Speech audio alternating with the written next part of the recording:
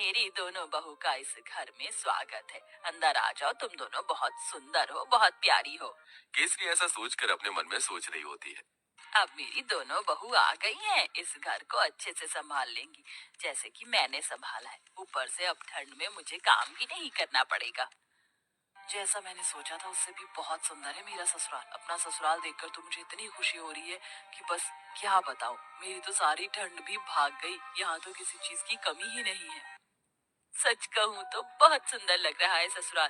पहले तो मैंने बहुत गरीबी देखी है, लेकिन ससुराल में किसी चीज की कमी नहीं होगी क्योंकि सब बढ़िया है। दोनों बहू के चेहरे पर मुस्कान थी। तुम दोनों बहुत थक चुकी होगी और तुम्हें ठंड भी लग रही होगी। चलो, मैं तुम्हें तुम्हारे कमरे में छोड़ आती हूँ, उसके बाद तुम्हारी पहली रसोई की रस्म करेंगे।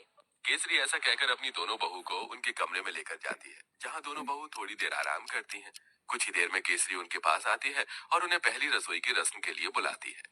तुम दोनों ने आराम तो कर ही लिया होगा, चलो पहली रसोई की रस्म भी कर लेते हैं। केसरी ऐसा कहने के बाद दोनों बहू को ठंड में रसोई में छोड़कर बाहर चली जाती है। थोड़ी ही देर में फिर से वो दोबारा आती है। मुझे माफ कर देना, मैं तो तुम्हें सामान निकाल कर देना ही भूल गई, अभी देती हूँ।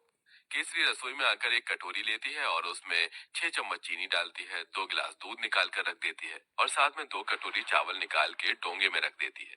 ये रहा सारा सामान। अब तुम अच्छी सी स्वादिष्ट खीर बनाकर सभी के लिए मीठे में लेकर आ जाना। केसरी इतना कहकर रसोई से बाहर चली जाती है और दोनों बहू एक दूसरे की तरफ देख रही होती है। लगता है माँ जी हमें कुछ ज्यादा ही भली समझ रही हैं।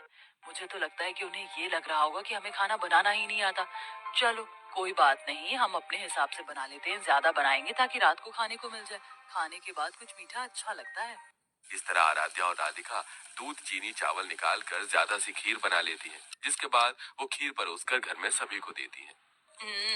बहुत अच्छी खीर बनाई है। वैसे ठंड में खीर अच्छी लगती है, लेकिन चलो खाना तो अच्छा बनाना आता है तुम्हें। कितनी अच्छी बात है, मेरी बहू तो बिल्कुल मेरे जैसी आई है, थोड़े सामान में ही अच्छा खाना बनाना। केसरी ये सोचकर बहुत खुश हो रही होती है। वो कुछ देर बाद अपने कमरे में आराम करने चली जाती है। अब दोपहर का खाना बनाने की बारी आती है, तो दोनों बहू ठंड में रसोई में आती है। कुछ ही देर में केसरी भी रसोई में आती है।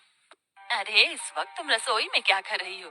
माँ जी, हमने सोचा कि समय पर ही दोपहर का खाना बना देते हैं। अरे, दोपहर के खाने की क्या जरूरत है, सीधा शाम को खाना बनाना चाहिए ना। वैसे भी ठंड में इतनी भूख कहाँ लगती है, और इस पतीले में क्या रखा है? केसरी तब पतीले को देखती है तो उसके अंदर खीर होती है। हे भगवान, इतनी सारी खीर! तुम दोनों ने इतनी सारी खीर कैसे बना दी, जबकि मैंने तुम्हें सिर्फ 2 कटोरी चावल दिए थे, 2 गिलास दूध दिया था। अरे माँ जी, हमने ज्यादा इसलिए बना ली थी ताकि हम रात तक आराम से खीर खाते रहें। हे भगवान, तुम्हारा पेट है कि कुआं? आज के बाद ऐसा बिल्कुल नहीं होना चाहिए। जितना मैं सामान दूंगी उतना ही बनेगा। ठंड में इतना खाना कोई नहीं खाता। लेकिन माँ जी, लेकिन वेकिन कुछ नहीं। इस घर को चलाना है या घर की बर्बादी करनी है? आज से ही अपने कान में आठा लगा लो, फिर ये गलती नहीं होनी चाहिए। राम राम राम, इतनी सारी खीर देखकर कहीं आज मुझे हार्ट अटैक ही ना आ जाए। ऐसा बोलते बोलते केसरी अपने कमरे में चली जाती है और दोनों बहू ठंड में कांपते हुए एक दूसरे को देखती रह जाती हैं। फिर आती है रात को खाना बनाने की बारी। तो रात को जब खाना बनाने दोनों बहू ठंड से कांपते हुए रसोई में जाती हैं, उनसे पहले वहां केसरी मौजूद होती है। उसने पहले ही सब कुछ गिनती करके निकाला होता है। देखो बहू, ये एक बैंगन है, 4 आलू हैं, साथ में मैंने आटा निकाल कर रख दिया है। इस आटे में से केवल 10 रोटी बननी चाहिए।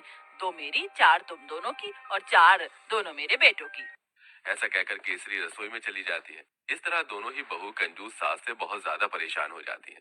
रोटी बनाते बनाते आखिरी में 10 रोटी के बाद एक लोई रह जाती है। दोनों बहू वो भी बना देती हैं। तो इस बात पर भी केसरी उन्हें खूब सारी बातें सुना रही होती है।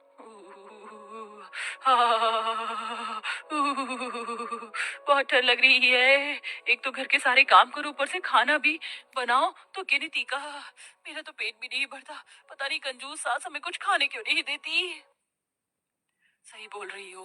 ऊपर से रसोई में काम करते हुए ठंड लगती है। हमारी सास हमें एक हीटर भी नहीं ला कर दे सकती। वैसे मुझे बहुत जोरों से भूख लगी है। 2 रोटी में मेरा क्या होगा? एक आखिरी में 10 रोटी के बाद एक लोई रह जाती है। दोनों बहू वो भी बना देती हैं। तो इस बात पर भी केसरी उन्हें खूब सारी बातें सुना रही होती है।